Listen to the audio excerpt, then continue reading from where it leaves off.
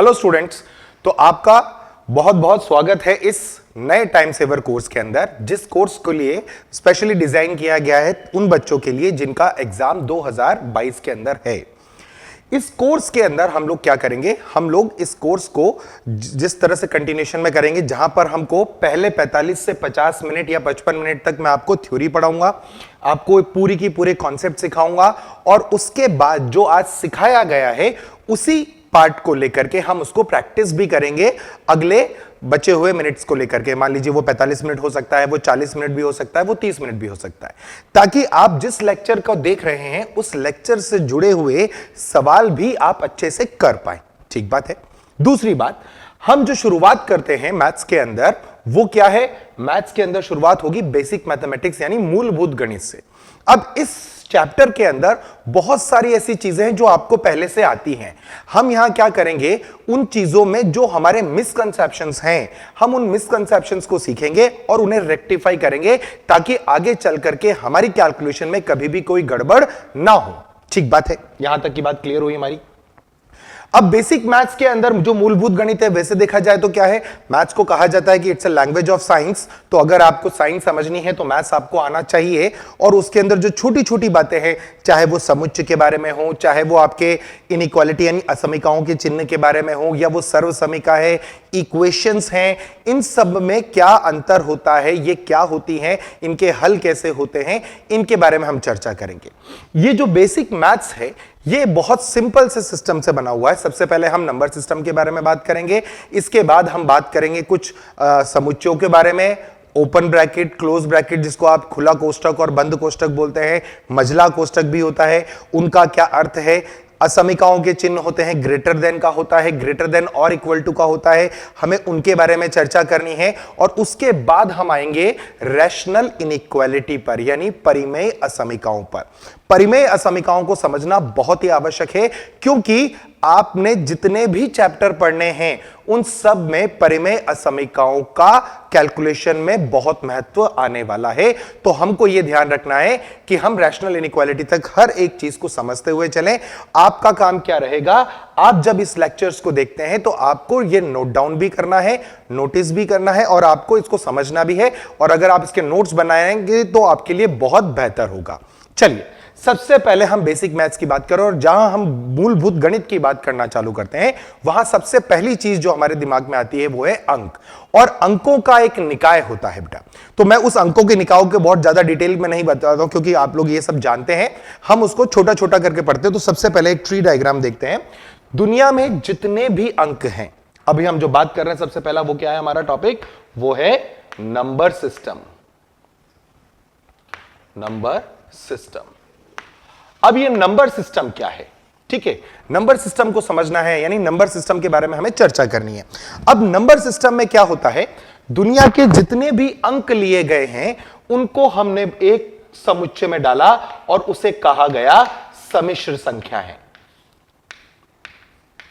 अब कोई पूछे अगर आपसे कि सम्मिश्र संख्याएं क्या होती हैं, सम्मिश्र संख्याओं के बारे में हम क्या जानते हैं, तो हम सम्मिश्र संख्याओं के बारे में क्या जानते हैं, हम जानते हैं कि ऐसा अंक जिसे x प्लस आई वाई के रूप में लिखा जाए, जहां x और y क्या हो, ये दोनों वास्तविक संख्याएं हों, यह आपका जो फॉर्म होता है यह आपका क्या कहलाता है, कॉम्प्लेक्स नंबर कहलाता है, यानी सम्मिश्र संख्या कहलाता है।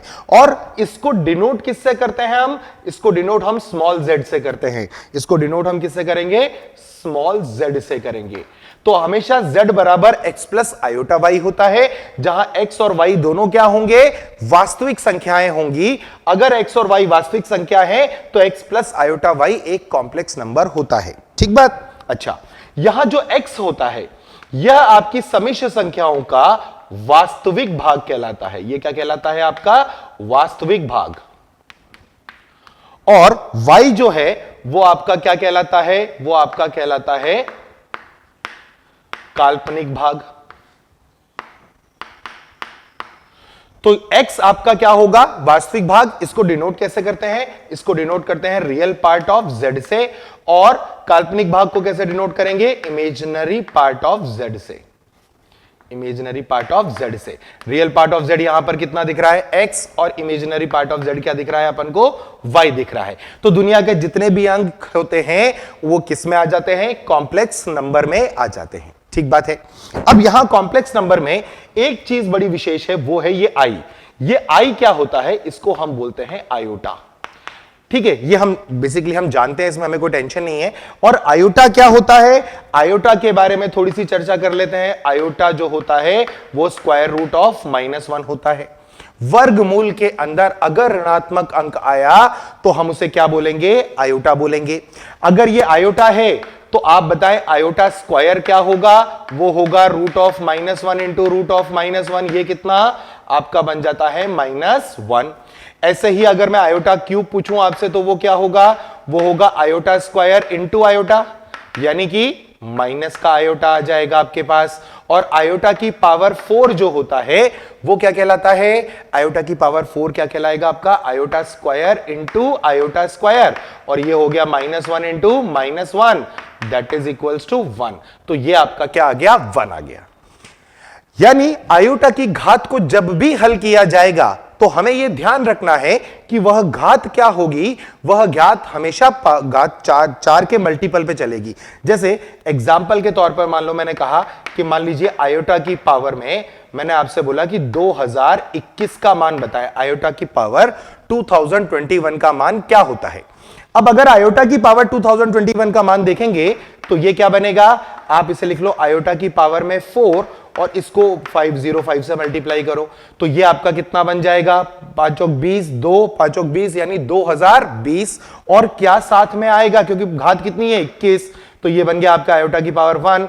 अब आयोटा की पावर 4 कितना है, 1 है, तो ये 1 हो जाएगा। तो आपका आंसर आ गया कितना, आयोटा। तो आपको आयोटा की पावर 2021 का मान कितना मिल गया, आयोटा मिल गया। ठीक है। अब जैसे मान लीजिए मैंने एक और एग्जांपल ले लिया, एग्जांपल के तौर पर आ गया मान लो आयोटा की पावर में मान लीजिए मैंने बोल दिया 18 आ गया। तो अब आयोटा की पावर 18 को कैसे सॉल्व करेंगे, आयोटा की पावर 4 का whole power 4 into iota square. तो अब ये आयोटा की पावर 4 तो कितना बन गया, 1 बन गया, तो ये आ गया आयोटा स्क्वायर और ये वैल्यू कितनी बन गई आपकी, -1। तो इस तरीके से आप आयोटा की घात को जो है वो हल कर सकते हैं, सॉल्व कर सकते हैं, उसमें कोई टेंशन नहीं होगी। ठीक बात है।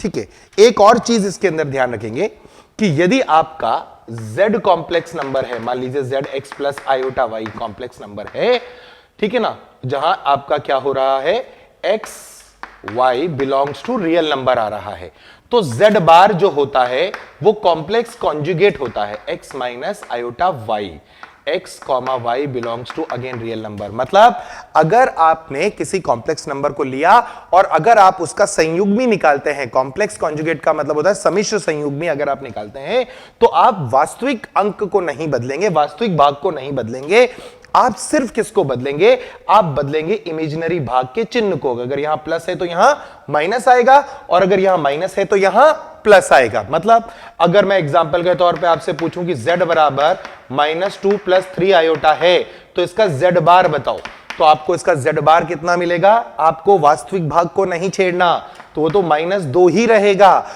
छेड़ना किसको है, इसको, तो यहां प्लस की जगह माइनस लगा दो, ये -3 आयोटा। या एग्जाम्पल के तौर पर अगर मैं बोल दूं आपको कि z बराबर 4 - 3 आयोटा है तो इसका संयुग्मी यानी z बार क्या होगा, इसका z बार में रियल भाग को न छेड़ें, बस इमेजिनरी भाग को छेड़ के रख दें, तो ये आ जाएगा 4 + 3 आयोटा। तो इस तरीके से आप क्या कर सकते हैं, कॉम्प्लेक्स का कॉन्जुगेट निकाल सकते हैं, संयुग्मी निकाल सकते हैं। तो अभी जो हमें बात करनी है, हालांकि समिश्र संख्या हमारा एक पूरा चैप्टर है जिसको हमें पढ़ना है और वहां पर हम इनके बारे में ज्यादा डिटेलिंग में बात करेंगे। अभी जो छोटी छोटी चीजें हैं वो हमने क्लियर कर ली, क्या कि दुनिया के जितने भी अंक हैं, जो भी हम जानते हैं, वो सब क्या है, सम्मिश्र संख्याएं हैं। उसको डिनोट किससे करते हैं, हम z से करते हैं। x वास्तविक भाग है, रियल पार्ट, y क्या है, काल्पनिक भाग है, x और y दोनों रियल अंक होते हैं। आयोटा क्या होता है इसके बारे में भी हमारी चर्चा हो गई है। ठीक है, कॉम्प्लेक्स नंबर के अंदर क्या हुआ, जब सम्मिश्र संख्याएं हमने पढ़ी तो उसके बाद हमने इसको 2 भागों में बांट दिया। अब ये 2 भाग कौन से थे, एक भाग था जब आपने इसके y को 0 कर दिया। अब y को 0 करने का मतलब क्या है? किसी भी समिश्र संख्या के काल्पनिक भाग को यदि शून्य कर दिया जाए तो आपको क्या मिलेगा? आपको सिर्फ x मिलेगा। और ये x है क्या? यही x तो आपका रियल नंबर है। तो आपकी जो पहला जो यहां से कन्वर्जन हुआ, वो कन्वर्जन होकर के जो नया सिस्टम बनेगा अंकों का, उसको हम बोलते हैं वास्तविक संख्याएं। वास्तविक संख्या। और वास्तविक संख्याओं को डिनोट किससे किया जाता है? कैपिटल आर से। रियल नंबर, रियल नंबर बोलते हैं ना। तो वास्तविक संख्याएं आ गई। तो अगर आपसे कोई पूछे कि वास्तविक संख्याएं क्या होती हैं, तो हम उसकी परिभाषा अब आराम से बना सकते हैं। इस ट्री डायग्राम को देखते हुए या इस डायग्राम को, फ्लो चार्ट को देखते हुए हम क्या बोल सकते हैं कि ऐसी समिश्र संख्याएं जिनका काल्पनिक भाग शून्य हो, उन्हीं को हम क्या बोलेंगे? वास्तविक संख्याएं बोलेंगे। ठीक बात है? ओके। वास्तविक संख्याएं अगर आ गई तो यहां पर हम क्या करते हैं? x इज इक्वल्स टू 0 कर देते हैं इस केस में।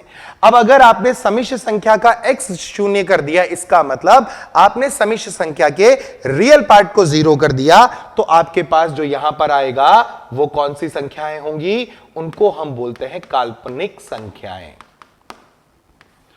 काल्पनिक संख्या।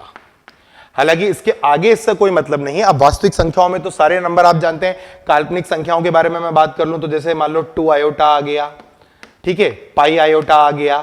इन सब में देखोगे तो रियल भाग शून्य है और आपका इमेजिनरी पार्ट बचा हुआ है। तो इनको हम क्या बोलेंगे? जैसे √3 आयोटा आ गया। तो ये सब क्या है? आपके काल्पनिक अंक हो जाते हैं, काल्पनिक संख्याएं हो जाती है। तो समिश्र संख्या को हमने दो भागों में बांट दिया। पहली वास्तविक संख्या है, दूसरी काल्पनिक संख्या। ठीक बात है। इसके आगे फिर क्या हुआ? वास्तविक संख्याओं को फिर से दो भागों में बांटा गया। वास्तविक संख्याओं को किन दो भागों में बांटा गया? वास्तविक संख्याओं को दो भागों में बांटा गया। पहली थी परिमेय संख्या। परिमेय संख्या क्या थी? परिमेय संख्या। और परिमेय संख्याओं को डिनोट किससे करते हैं? हम Q से करते हैं। ठीक है। और जो दूसरा हमने बनाया वो थी हमारी अपरिमेय संख्याएं। अपरिमेय संख्या। अब अपरिमेय संख्या को हम Q के ऊपर C लगा देते हैं। Q कॉम्प्लीमेंट्री है, इसका मतलब ये पूरक है किसका? परिमेय संख्याओं का। तो अगर वास्तविक संख्याएं देखी जाए तो वास्तविक संख्याएं क्या हैं? वास्तविक संख्याएं परिमेय संख्याओं और अपरिमेय संख्याओं का यूनियन है, संगठन है। अगर आप दुनिया की सारी परिमेय संख्या और अपरिमेय संख्या को मिलाकर के एक समुच्चय में डालेंगे तो वह समुच्चय हमेशा क्या होगा? वास्तविक संख्या होगा। और वास्तविक संख्या को हमने दो पार्ट में बांटा, एक होती है परिमेय संख्या और एक होती है आपकी अपरिमेय संख्या। अब यहां पर आता है सवाल परिमेय संख्या के बारे में। परिमेय संख्याएं क्या होती हैं? परिमेय संख्याओं की दो परिभाषाएं हैं जो आप लोगों को अच्छे से आती हैं। पहली परिभाषा होती है कि ऐसा अंक जिसे P/Q के रूप में प्रदर्शित किया जाए, जहां P व Q पूर्णांक हों। ऐसा अंक जिसे P/Q के रूप में, P/Q के रूप में प्रदर्शित किया जा सके और जहां P और Q पूर्णांक हो, उन सारे अंकों को हम क्या बोलते हैं? परिमेय संख्या बोलते हैं। एक और परिभाषा इसकी अगर अपन बात करें तो क्या आती है? उसकी जो सेकंड परिभाषा है या जो सेकंड डेफिनेशन है, वो सेकंड डेफिनेशन क्या कहती है? कि ऐसा अंक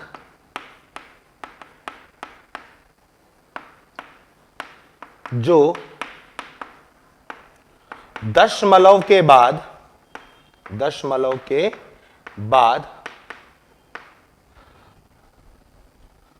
पुनरावर्तित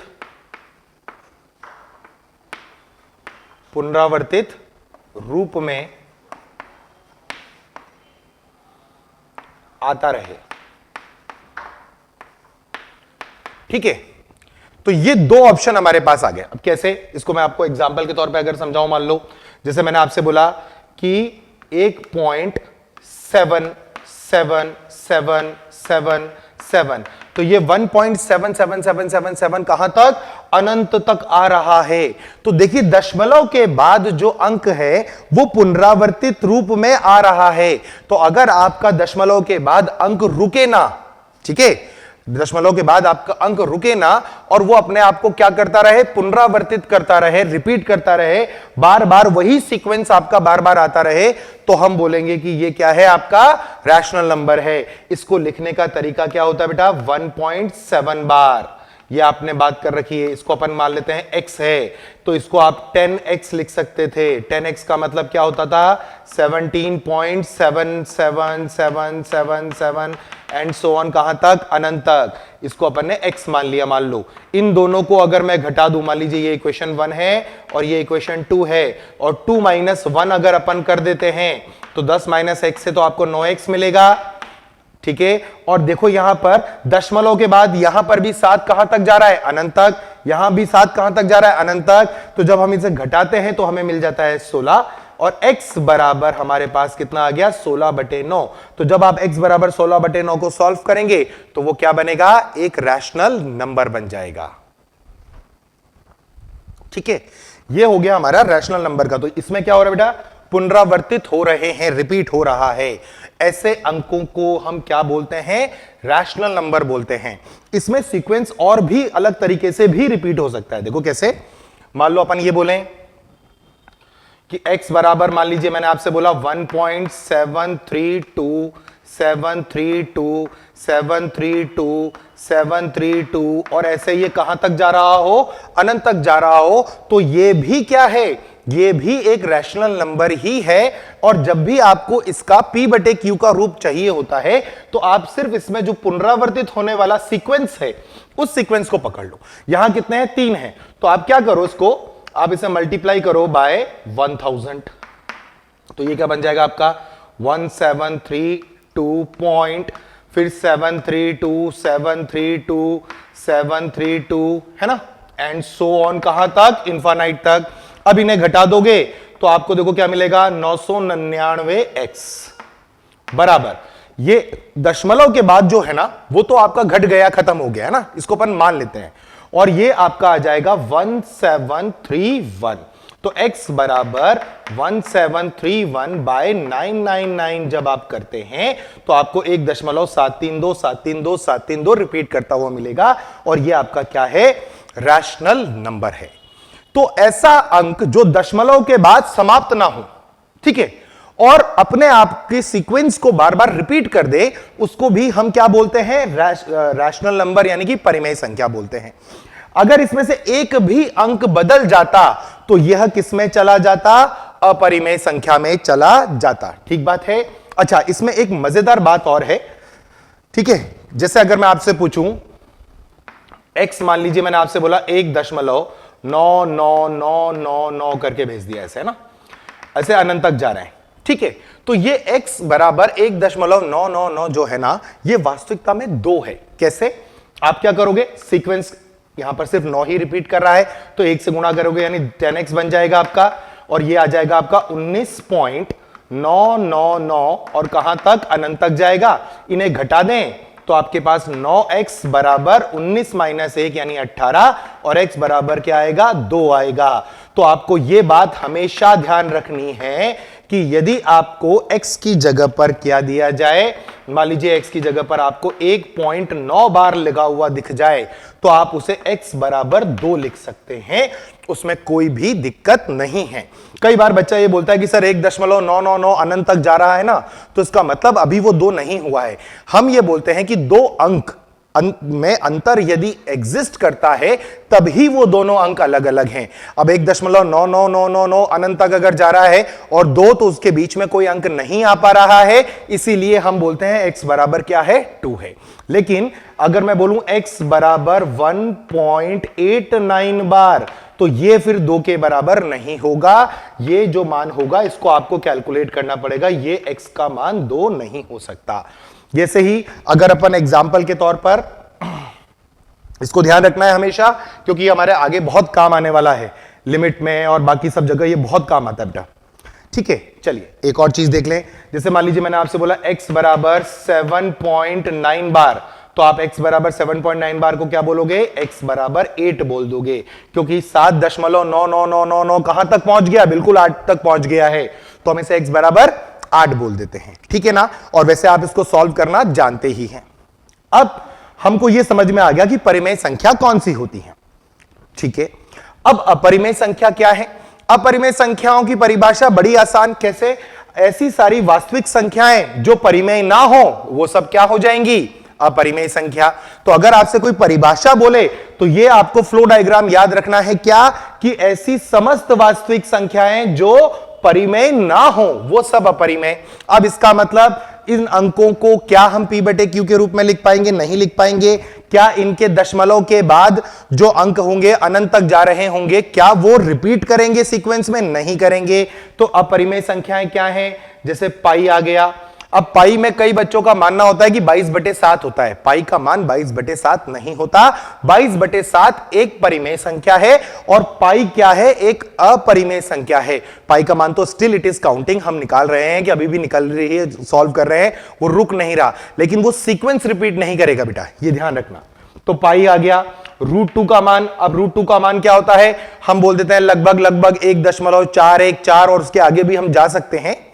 तो आप देखेंगे कि वो सीक्वेंस कभी रिपीट नहीं करता, अंक आ रहे हैं, अनंत तक जा भी रहे हैं।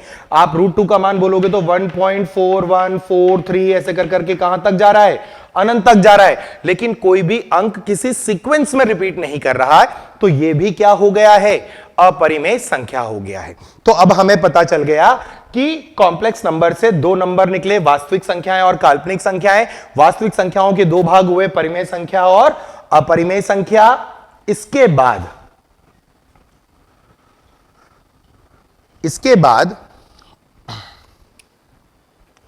परिमेय संख्याओं को फिर बांटा गया दो भागों में। एक है अपूर्णांक संख्या और एक है पूर्णांक संख्या। पूर्णांक को हम क्या बोलते हैं, हम इंटीजर बोलते हैं। इसको कैपिटल आई से या कहीं कहीं पर कैपिटल जेड से डिनोट करते हैं। समिश्र संख्या को स्मॉल जेड से करते हैं और इसको कैपिटल जेड से करते हैं, ठीक बात। तो ये पूर्णांक है। पूर्णांक आप जानते हैं -3, -2, -1, 0, 1, 2, 3, ये सब पूर्णांक हैं। अपूर्णांक के बारे में कोई दिक्कत नहीं है। अगर आपको अपूर्णांक के बारे में बात करनी है तो आप कैसे बोलोगे, वह सारी परिमेय संख्याएं जो पूर्णांक ना हो वो सब क्या है, अपूर्णांक है। और पूर्णांक तो इंटीजर है, वो आप जानते हैं। फिर इस इंटीजर को भी दो भागों में बांट दिया गया। आगे किस भाग में, इनको दो भागों में कौन से में बांटा, एक बांट दिया ऋणात्मक पूर्णांक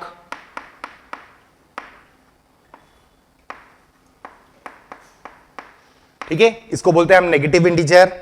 और एक बांध दिया हमने, एक हमने बांटा किसमें, अऋणात्मक में, अऋणात्मक। और ये अऋणात्मक जो होता है यही आपकी पूर्ण संख्या होती है। इसको हम क्या बोलते हैं साथ में, पूर्ण संख्या। इसी को हम क्या बोलते हैं, पूर्ण संख्या, होल नंबर। इसको डिनोट भी किससे करते हैं, W से। इसमें अऋणात्मक लिखा है, इसका मतलब नेगेटिव इंटीजर नहीं आएंगे। तो नेगेटिव इंटीजर नहीं आएंगे का मतलब अब इसमें शून्य भी आ सकता है और सारे धनात्मक पूर्णांक भी आ सकते हैं, यानी 0, 1, 2, 3, 4 करके एंड सो ऑन अनंत तक आप जा रहे हैं। और ये सारे पूर्णांक इंटीजर दे रहा है, मतलब इंटीजर दे रहा है, और ये शून्य भी ले रहा है, इसलिए इसको होल नंबर बोला। इसी के अंदर से फिर एक छोटा भाग निकल के आया, उसको हमने क्या बोल दिया, प्राकृत संख्याएं बोल दिया। प्राकृत संख्या।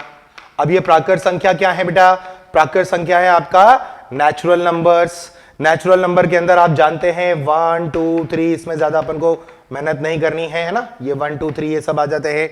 फिर प्राकृत संख्याओं से ही हम आगे बढ़े और हमने इसके बारे में आगे चर्चा करी, किसके, कुछ और विशेष अंकों के बारे में। जैसे हमने बोला अभाज्य संख्याएं। ये छोटी छोटी सी बातें हैं, अभाज्य संख्या। अब अभाज्य संख्या क्या होती है?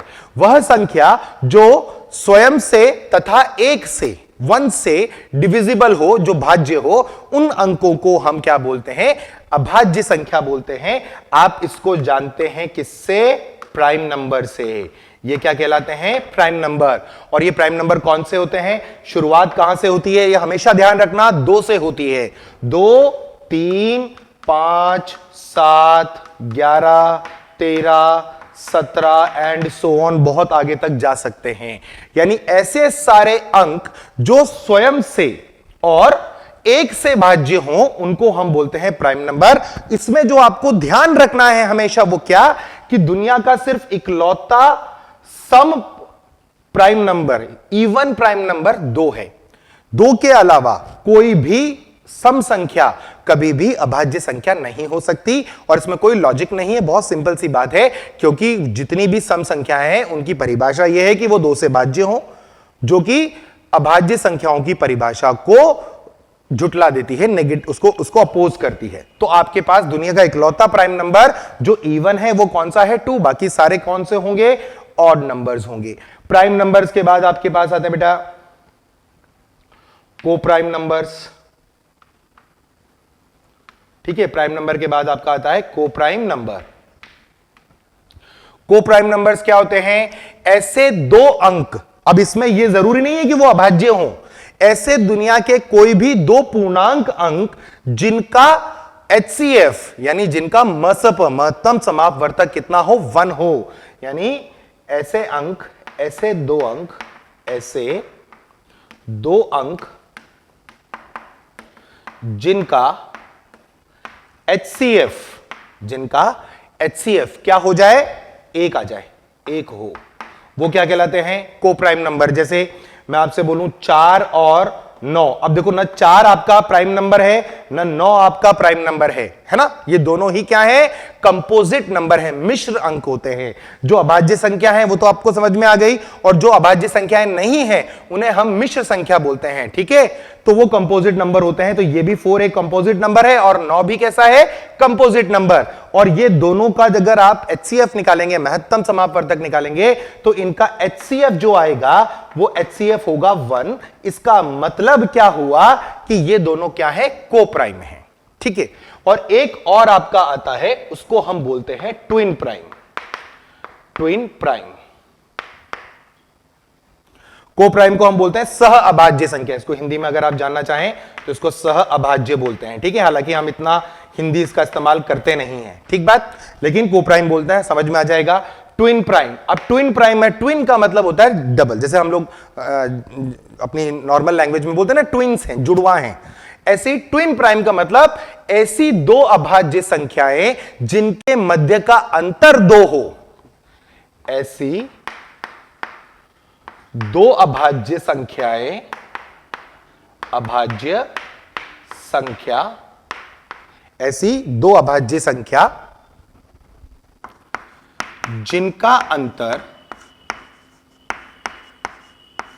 2 हो, वो क्या कहलाती हैं? वो कहलाती हैं आपकी ट्विन प्राइम। अब जैसे मैंने आपसे बोला, आप ले लो एक अंक 3 और एक ले लो 5। अब ये भी अभाज्य है और ये भी क्या है? अभाज्य है। अब अगर ये दोनों अभाज्य है तो इनके बीच का अंतर कितना है? 2। 5 - 3 कितना होगा? 5 - 3 2 होगा। तो ये दोनों क्या कहलाएंगी? ट्विन प्राइम्स कहलाएंगे। इन दोनों को ही हम क्या बोलते हैं?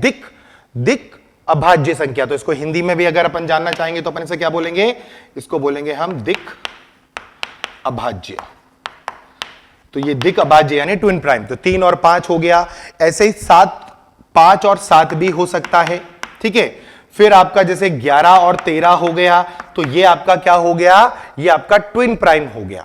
तो अब हमको ये नंबर सिस्टम समझ में आ गया जो कहता है कि दुनिया का प्रत्येक अंक, अब जैसे अब मैं आपसे बोलूं कि 2 क्या है, आप बोलोगे सर 2 एक प्राकृत संख्या है, प्राइम नंबर भी है, और 2 क्या है? प्राकृत संख्या है। ये प्राकृत संख्या का मतलब है कि ये अऋणात्मक पूर्णांक है, यानी नॉन नेगेटिव इंटीजर है। और अगर ये नॉन नेगेटिव इंटीजर है तो ये आपका इंटीजर तो है, और अगर ये इंटीजर है तो ये रैशनल है, और अगर ये रैशनल है तो ये रियल भी है, और अगर ये रियल है तो वो कॉम्प्लेक्स नंबर भी है। तो हम इसीलिए ये बोलते हैं, ये पूरा अगर आप देखोगे तो एक फ्लो चार्ट हो गया कि दुनिया के सारे अंक क्या हो गए, समिश्र संख्या, उनसे हमने बाकी अंकों को क्या करा, विभाजित करा। वास्तविकता में ऐसा नहीं हुआ था। हम पहले प्राकृत संख्याओं की बात करने लगे, फिर हमने हिंदुस्तानियों ने क्या खोज लिया, शून्य खोजा।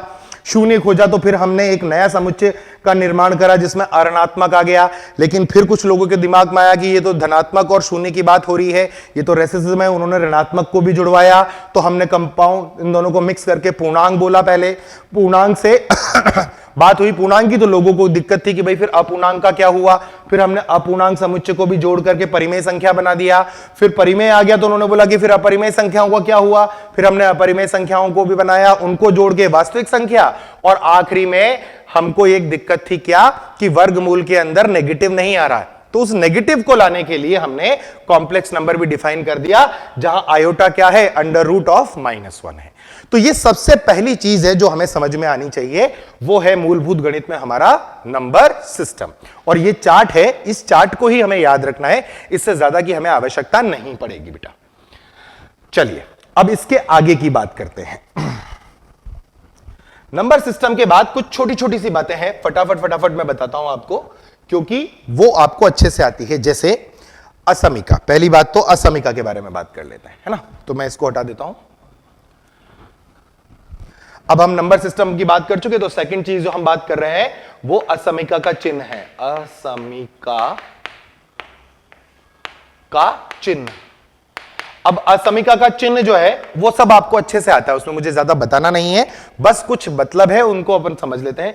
जैसे आपके पास मान लीजिए मैंने लिखा A, यहां लिख दिया B और ये ऐसे लिख दिया मैंने, तो इसको आप कैसे पढ़ते हैं, A greater then B। Hindi में मुझे पता नहीं इसको कैसे बोलते हैं, लेकिन मैं तो इसको हिंदी में भी A ग्रेटर देन B ही बोलता हूं।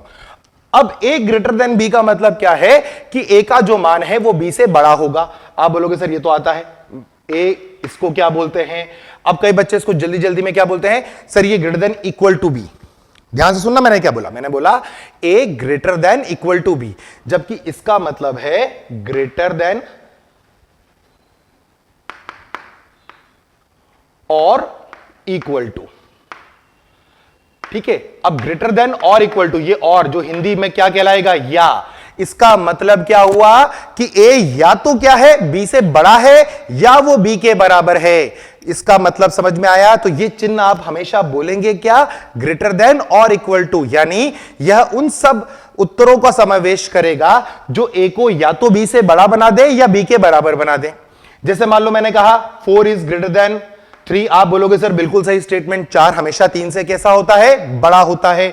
पर अगर मैं ये लिख दूं तो क्या ये सही है या गलत है। आप बोलोगे सर इक्वल टू कब होता है, तो बेटा फिर से ध्यान से सुने, ये चिन्ह क्या कह रहा है, ग्रेटर देन और इक्वल टू। भाई 4 ग्रेटर देन 3 सही है ना, वो तो क्या कर रहा है, और कर रहा है, और का मतलब या कर रहा है। और आपको गणित में ये ध्यान रखना है, जहां कहीं भी या होगा वहीं कहीं पर योग भी हो रहा होगा। इस बात को सदैव अपने दिमाग में बिठा के रखेंगे। वहां यूनियन हो रहा होगा, वहां क्या हो रहा होगा, यूनियन।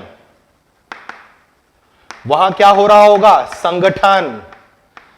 ये लेना है, ये भी लेना है, ये ले लो या ये ले लो या ये ले लो, ऑप्शंस हैं। तो अपन को क्या ध्यान देना है कि संगठन हो रहा है। अब इस बात पर अपन को क्लियर रहना है। ऐसे ही फिर आपके पास A लेस देन B है, मतलब A B से छोटा, और इसको आप क्या बोलोगे, A लेस देन और इक्वल टू B। ये ध्यान रखना, लेस देन और इक्वल टू B। इसका मतलब समझ में आ गया, मतलब लेस देन भी है, और का मतलब फिर से वही है, या मतलब योग करवाएगा, संगठित करवाएगा। समझ में आ गई ये बात। तो ये असमीका का चिन्ह आपको आता है, आप अभी तक इसको इस्तेमाल करते आ रहे हैं। मैं सिर्फ इन दोनों चीजों पर फोकस करवाने की कोशिश कर रहा हूं, क्योंकि आगे इसका बहुत इस्तेमाल होगा इन शब्दों का। गणित के अंदर ऐसा कुछ भी नहीं है जो अपवाद है, जो एक्सेप्शन है। ठीक है, यानी कि यहां पर हर चीज का मतलब है, और अगर आपको उनके पीछे का मतलब समझ में आ गया, उनके पीछे का मर्म समझ में आ गया, तो आपके लिए जो मैथ्स है वो बहुत आसान हो जाएगी। It's a very easy subject. सिर्फ आपको समझते हुए चलना है हर चीज, ठीक है। हर चीज का मतलब है, यानी यहां या लगा है, अब इसको कोई बच्चे क्या करते हैं, जल्दी जल्दी में क्या बोलेंगे, less than equal to. Less than equal to में वो क्या खा गया, और खाना नहीं है, या याद रखना है, ठीक बात। चलिए, ये हमारी सेकंड चीज हुई। थर्ड चीज के बारे में जब हम बात करेंगे इसमें, तो थर्ड हमारा क्या है, थर्ड है हमारे कोष्टक। कोष्टक यानी ब्रैकेट्स। अब ब्रैकेट्स आपके कैसे होते हैं, ब्रैकेट्स आपके पास तीन तरह के ब्रैकेट हैं और उन्हीं का यूज किया जाता है। एक तो होता है कुछ इस तरीके से लिखा जाता है, इसका मतलब क्या है, ये छोटा कोष्टक होता है ना। इस छोटे कोष्टक का मतलब होता है ए व बी के मध्य के सारे अंक,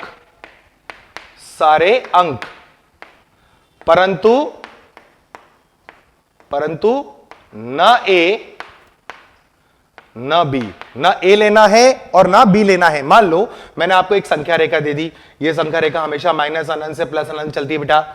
मान लीजिए ए यहां है और बी यहां है। मैंने कहा बताओ इस कोष्टक ने कितने अंकों को पकड़ा, आप इसे निरूपित कैसे करोगे। तो इसका निरूपण बहुत सिंपल है, ए पर गोला लगा दो, बी पर गोला लगा दो और बीच में एक लाइन खींच दो। इसका अर्थ है कि ना हमने ए लिया ना हमने बी लिया, हमने ए से बी के बीच में सारे अंक ले लिए, लेकिन ए और बी को नहीं लिया, ठीक बात है।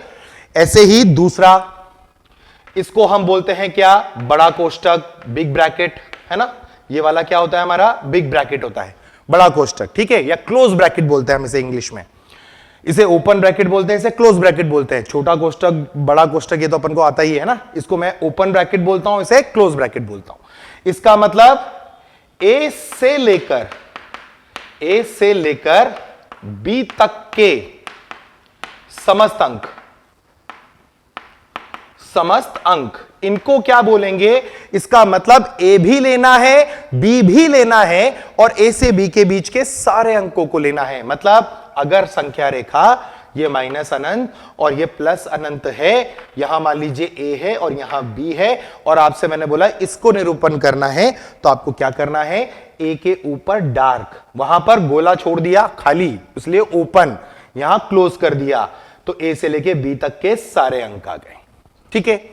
तीसरा अगर मैं आपसे बोलूं ब्रैकेट, तो मझला कोष्टक होता है, इसको इंग्लिश में बोला जाता है करली ब्रैकेट। इसे ए और बी लिखते हैं। इसका मतलब क्या है, आइदर ए और बी और बोथ, मतलब ए या बी या दोनों। मतलब ए और बी के बीच में जो भी आ रहे हैं उनसे हमें कोई लेना देना नहीं है, हम सिर्फ ए लेंगे और हम सिर्फ बी लेंगे, इसके अलावा हमें और कुछ नहीं लेना है। तो इन ब्रैकेटों का प्रयोग करते हुए हमें सवालों के हल लिखने होते हैं। तो उन हलों में सबसे इंपॉर्टेंट बात है कि ब्रैकेट्स लिखाना बहुत अच्छे से आना चाहिए। तो ब्रैकेट्स आप जानते हैं, आप उनके बारे में समझते हैं। अब आपको यह ध्यान रखना है कि कौन सा ब्रैकेट लगाएं। जब आपको किसी अंक को लेना है तो क्लोज ब्रैकेट का प्रयोग होना चाहिए, अगर आपको नहीं लेना है तो वहां ओपन लगाना है। आपने मान लीजिए ए से बी के बीच में कुछ बोल दिया, जैसे मान लीजिए एग्जांपल के तौर पर मैं आपसे बोलूं क्लोज ब्रैकेट 3 से लेके 5, ऐसे लिख दिया मैंने, और साथ में यूनियन लगाकर करली ब्रैकेट में मैंने लिख दिया 7। तो अब क्या होगा, आप जब इसे संख्या रेखा में निरूपित करेंगे तो माइनस अनंत से प्लस अनंत लेंगे, यहां कहीं पर आपके पास 3 होगा, यहां कहीं पर 5 होगा और यहां 7 होगा। तो आपका निरूपण कैसे आएगा, 3 पर कैसा ब्रैकेट है, बड़ा कोष्टक है, तो इसे डार्क कर दो बेटा, है ना। और 5 पर कैसा है, छोटा ब्रैकेट, तो इसे क्या कर दो, ओपन कर दो, ठीक बात। और फिर 7 भी लेना है तो 7 को भी डार्क करो, लेकिन आगे पीछे कुछ मत करो। तो ये आपने पकड़ लिया कि 3 को ले लिया है, 3 से लेके 5 तक के सारे अंक ले लिए हैं और साथ में 7 को भी ले लिया है, ठीक है। चलिए, तो अब ये ब्रैकेट भी हमें समझ में आ गया। अब बात करते हैं ब्रैकेट के बाद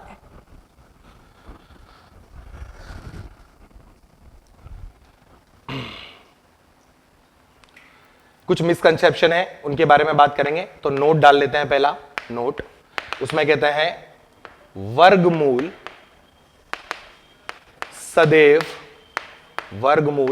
सदैव अऋणात्मक मान लेता है तथा उसका परिणाम भी अऋणात्मक होता है। ठीक बात। इसका मतलब क्या हुआ? अगर मैं आपसे बोलूं अंडर रूट ऑफ -3, तो आप इसे बोल सकते हो कि ये √3 आयोटा लिखा है, पर √3 आयोटा कैसा है? √3 आयोटा बेटा ये हमेशा क्या होगा? काल्पनिक अंक होगा। और हम जितनी भी मैथ्स की बात करते हैं ना बेटा, सिर्फ एक कॉम्प्लेक्स नंबर को छोड़ दें अगर हम, तो कॉम्प्लेक्स नंबर के अलावा बाकी हर जगह पर हमको क्या करना है? हमको कॉम्प्लेक्स नंबर की जगह पर यह ध्यान रखना है कि उसके अलावा हमें हमेशा वास्तविक अंकों के बारे में बात करनी है। वास्तविक अंकों के बारे में अगर हम बात कर रहे हैं तो यह नियम क्या कहता है कि वर्गमूल में सदैव अऋणात्मक मान वो लेगा। और चलिए यह बात अपन को क्लियर हुई। अब इसमें देखो क्या है, एक और मजेदार बात देख लो। जैसे मान लीजिए मैं आपसे पूछूं √16 का मान क्या होगा, तो आप में से ज्यादातर बच्चे पहली बार तो मुझे फटाफट बोलेंगे सर 4 है। मैं पूछूं आपसे कि क्या +-4 हो सकता है? आप बोलोगे हाँ हाँ सर, √16 की वैल्यू जो क्या है वो +-4 होती है, क्योंकि ये आपने कई बार सॉल्व किया। लेकिन आप ध्यान दें, √16 का जो मान होगा वो सदैव 4 होगा, क्योंकि आपने क्या लिखा? परिणाम भी अऋणात्मक होता है, मतलब उससे नेगेटिव आउटपुट नहीं आएगा। तो हमारे मन में सवाल कि सर कई बार हमने सवाल सॉल्व किया था, एग्जाम्पल ले लो फटाफट। x² बराबर 16, फिर आपने रूट लगाया तो फिर क्या हुआ? x बराबर आपका +-4। मैं बोलूंगा बिल्कुल सही आंसर है ये, इसमें कोई गलती नहीं है। और आपने क्या करा? आपने ये इमेजिन कर लिया, या आपका ये मिसकंसेप्शन हो गया कि √16 का मान +-4 है, जबकि √16 का मान +-4 नहीं होता है। √16 का मान तो 4 ही होगा। तो एक स्टेप जो हम मिस कर गए वो क्या था कि भाई परिणाम भी अऋणात्मक होना है। तो x तो धनात्मक भी हो सकता है और ऋणात्मक भी। ऋणात्मक भी होगा तो उसका स्क्वायर तो धनात्मक हो ही जाएगा। तो जब ये बाहर निकलता है ना बेटा, तो ये अपनी तरफ क्या लगा लेता है? मॉड लगा लेता है। और मॉड x बराबर √16 का मान कितना आएगा? 4 आएगा। अब ये मॉड हटाओगे तो क्या लगेगा? +-4 लगता है। तो इस मॉड की वजह से यहां क्या आया? +-4 आया, जबकि √16 ने क्या मान दिया है? 4 ही दिया है। तो आपको यह सदैव ध्यान रखना पड़ेगा। ठीक बात है। चलिए अब हम बात करते हैं अपने बेसिक कॉन्सेप्ट पर। जो आज हमें करना है वो है परिमेय असमीकाएं। तो अपन हेडिंग डाल लेते हैं अपना परिमेय असमीकाएं। ये बहुत काम की चीज है, इसको सॉल्व करना हमें आना चाहिए। परिमेय असमीकाएं अगर हमें सॉल्व करना आएगा तभी हम आगे बढ़ पाएंगे, इसलिए हम इस पर फोकस करेंगे, परिमेय असमीकाओं पर, यानी रैशनल इनइक्वालिटी पर। अब परिमेय असमीका या रैशनल इनइक्वालिटी क्या है? मान लीजिए आपका एक सवाल आया एग्जाम्पल में कि x-1 into x-2 into x-3। मैं उसके बारे में ज्यादा डिटेलिंग नहीं करूंगा। और इस परिमेय असमीकाओं को हल करने का जो मेथड होता है उसको हम मेथड ऑफ इंटरवल बोलते हैं, अंतराल की विधि से इसको हल करते हैं। तो हम डायरेक्ट उस मेथड पे चलते हैं। x-1, x-2, x-3, x-4 और मान लीजिए ग्रेटर देन इक्वल टू 0 आ गया। मान लीजिए मैंने आपसे पूछा x के वह सारे मान बताएं जो इस असमीका को हल करते हो, x के वह सारे मान जिसको इनमें रखने पर यह धनात्मक मान दे या शून्य दे दे। अब इसको सॉल्व कैसे करना है? तो इसको सॉल्व करने के लिए आपको क्या करना है? हमेशा कुछ स्टेप फॉलो करने हैं। तो पहला स्टेप आपको क्या ध्यान देना है? आपको इनके मूल निकालने हैं। सर्वप्रथम दिए गए असमीका के शून्य ज्ञात करें। मूल भी नहीं बोल रहा हूं, शून्य ज्ञात करें। अब शून्य का मतलब क्या है? शून्य का मतलब है कि वो x के मान जो इस एक्सप्रेशन को, इस व्यंजक को क्या बना दें? शून्य बना दें। तो आप देखेंगे कि यहां पर x = 1 है, यहां 2 है, यहां 3 है और ये 4 है। तो 1 2 3 4 इस व्यंजक का क्या कहलाएंगे? शून्य कहलाएंगे। आप उसको मूल भी बोलते हैं। ठीक बात है। तो सर्वप्रथम दिए गए असमीका के शून्य ज्ञात करें, यह आपको पहला काम करना है, वो हमेशा ध्यान रखना है। ठीक है। सेकंड स्टेप में आपको क्या करना है, सेकंड स्टेप में, और ये आपका सबसे इंपॉर्टेंट स्टेप है, इस पर आपको ज्यादा फोकस करना है। ठीक है, सबसे ज्यादा बच्चा इसी स्टेप पे गलती करता है, तो ये लिख लेना, याद कर लेना। और ये डबल स्टार का मतलब है कि आप ये स्टेप भूल सकते हैं, तो आपको इस पर बहुत ज्यादा फोकस करना है। वो क्या? व्यंजक के सभी रेखीय पदों में x के गुणांक का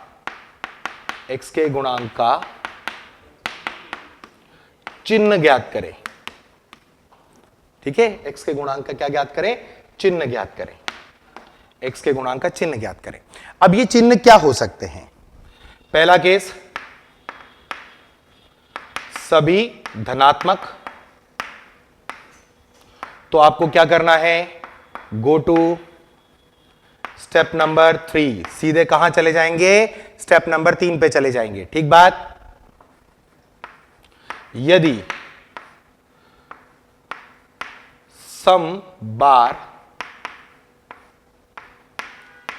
गुणांक नेगेटिव हो, सम बार गुणांक क्या हो? नेगेटिव हो। सम बार गुणांक नेगेटिव होने का मतलब आपने देखा कि आपके पास ऐसे पद हैं जो नेगेटिव हो रहे हैं, वो सम है, मतलब इवन है, 2 बार आया, 4 बार आया, 6 बार आया, तो सम हो, तब उन्हें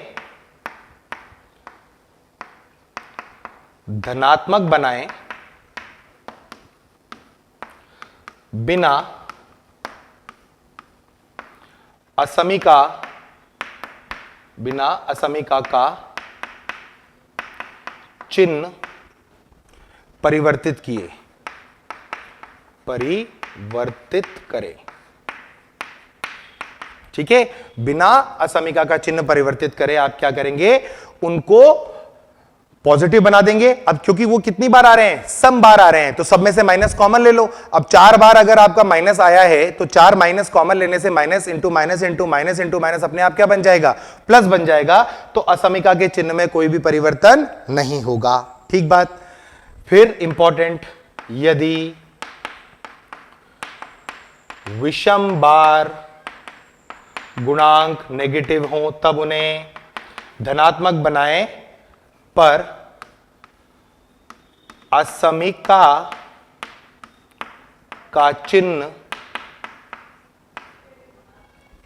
परिवर्तित कर दें, परिवर्तित करें। ठीक है, आप चाहें तो यहां वीडियो को पॉज करके लिख सकते हैं। इसका अर्थ क्या है उसको मैं आपको समझाता हूं। मैं ये दोनों स्टेप जो मैंने किए उसको मैं एग्जांपल्स में फटाफट ले लेता हूं, ठीक है, ताकि आपको स्टेप नंबर 2 समझ में आ जाए। बेटा करना कैसे है, ठीक है, वो करना कैसे है? जैसे आपका ये आ गया, तो अब आप क्या करोगे? आपने सबसे पहले इनके जीरोस लिख दिए। ये आ गया पहले स्टेप में आपके पास 0, तो इसका 1 आया, इसका 2 आया, इसका 3 आया और इसका 4 आ गया। ठीक बात है। इसके बाद आपने क्या करा? इसके बाद आपने सबके रेखीय व्यंजकों के, अगर ये द्विघात है तो आप उन्हें फैक्टर कर लें, ठीक है ना। अगर ये त्रिघात है तो उनके फैक्टर भी हो रहे होंगे, तो उनके भी फैक्टर कर ले। रेखीय व्यंजकों की बात कर रहे हैं। तो यहां गुणांक कैसा है? यहां गुणांक है आपका धनात्मक, तो राइट लगा ले। राइट राइट राइट, सारे के सारे धनात्मक हैं, इसलिए आप डायरेक्ट कहां जा सकते हैं? स्टेप 3 पर जा सकते हैं। स्टेप 3 मैंने बताया नहीं है, आगे बताऊंगा। मान लीजिए यही एग्जाम्पल कुछ इस तरीके से आ जाता कि मान लीजिए x-1, x-2 और ये आ गया मान लो 3-x और ये आ जाता 4-x greater than equal to 0। तो आप पहले इसके जीरोस निकालते फर्स्ट स्टेप में, वो क्या होता? 1, 2, 3 और 4 होता। ठीक बात है ना। फिर आप क्या करते? गुणांक चेक करते, तो राइट राइट क्रॉस क्रॉस। अब ये क्रॉस कितनी बार आया? ये क्या कह रहा है? x का गुणांक ऋणात्मक आ रहा है आपका, ठीक है। तो कितनी बार आया? 2 बार आया। तो ये कितनी बार है? सम बार है, तो माइनस कॉमन लेने से कोई फर्क नहीं पड़ेगा। x-1, x-2, x-3, x-4 और ये चिन्ह परिवर्तित नहीं हुआ, ग्रेटर देन इक्वल टू 0 रहा। क्यों? क्योंकि ये कितनी बार आया? ये 2 बार ही आया, ठीक है। तो उसने अपने आप ही माइनस एडजस्ट कर लिया, इसको कुछ करने की आवश्यकता नहीं पड़ी। पर मान लीजिए कि यही सवाल कुछ इस तरीके से आ जाता। एग्जाम्पल में मान लीजिए x-1, 2-x, 3-x, 4 minus x, ठीक है, और ये ग्रेटर देन इक्वल टू 0 होता तो आप क्या करते, आप सर्वप्रथम इनमें लिखते 1 2 3 और 4, ये तो उसके शून्य है ना। फिर आप कोफिशिएंट जब चेक करते तो कोफिशिएंट क्या आता, राइट क्रॉस क्रॉस क्रॉस, ठीक बात, ओके। अब ये अगर आ गया है तो क्या करेंगे, हम सबको पॉजिटिव बनाएंगे, तो x माइनस 1 लिख लो, फिर इसे x माइनस 2 लिख लो, x माइनस 3 लिख लो, x माइनस 4 लिखो, पर 3 बार आने की वजह से ऋणात्मक चिन्ह बचेगा, तो ऋणात्मक चिन्ह बचेगा तो उसको क्या कर लो बेटा, धनात्मक करना है, तो अब ये चिन्ह परिवर्तित हो जाएगा। ये है आपका स्टेप नंबर 2। तो अपन ने तीनों केस देखे, हमेशा धनात्मक आ जाए तो डायरेक्ट स्टेप 3 में जाना है, अगर सम बार आ जाएगा तो हमें कोई दिक्कत नहीं है, हम क्या करेंगे, बिना चिन्ह चेंज करे उन सबको धनात्मक बना लेंगे, और अगर 3 बार आ गया यानी विषम बार आ गया अगर, तो हम क्या करेंगे, हम इसको मल्टीप्लाई तो करेंगे, मतलब इनको धनात्मक तो बना लेंगे, लेकिन यहां पर असमिका का चिन्ह परिवर्तित कर देंगे, तो ग्रेटर देन इक्वल टू 0 का मतलब लेस देन इक्वल टू 0 हो जाएगा। ठीक बात है, यहां तक की बात क्लियर हुई, तो ये हमारे 2 स्टेप हो गए। अब इसके बाद क्या करेंगे, इसके बाद हमें क्या करना है, स्टेप नंबर 3 करना है। स्टेप नंबर 3 क्या है कि संख्या रेखा बनाएं, संख्या रेखा बनाएं, वास्तविक संख्या रेखा बनाएं, क्योंकि हम सारी बातें वास्तविक पर करेंगे बेटा। संख्या रेखा बनाएं तथा सभी मूलों को आरोही क्रम में व्यवस्थित करें, आरोही क्रम में व्यवस्थित करें, ठीक है, आरोही क्रम में क्या कर दें, व्यवस्थित कर दें। तो आपका क्या होगा, इस तरह का एक वो बनेगा, माइनस इंफिनिटी से प्लस इंफिनिटी चला गया, आपके जीरोस क्या थे बेटा, 1 2 3 4 थे, तो इंक्रीजिंग ऑर्डर में लिख दें 1 2 3 4, और इन सबके ऊपर क्या लगा दें, शून्य। इसका अर्थ यह है कि x बराबर 1 डालने पर यह पूरा व्यंजक शून्य है, x बराबर 2 डालने पर यह पूरा व्यंजक शून्य हो रहा है, ठीक है। यह आपका स्टेप नंबर 3 हो गया। अब स्टेप 4 पर क्या करना है, स्टेप 4 पर आपको क्या करना है कि संख्या रेखा के सबसे धनात्मक भाग पे, सबसे धनात्मक भाग पर प्लस लिखें तथा प्रत्येक शून्य के बाद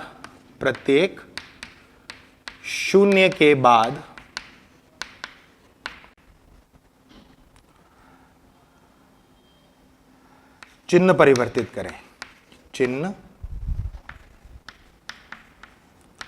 परिवर्तित करें, ठीक है। इसका मतलब क्या हुआ कि आपको सबसे पहले यहां प्लस लिखना है सबसे राइट पार्ट पे, फिर माइनस, फिर अगला पार्ट जो 2 से 3 का उसमें प्लस, फिर माइनस और फिर प्लस लिख लें।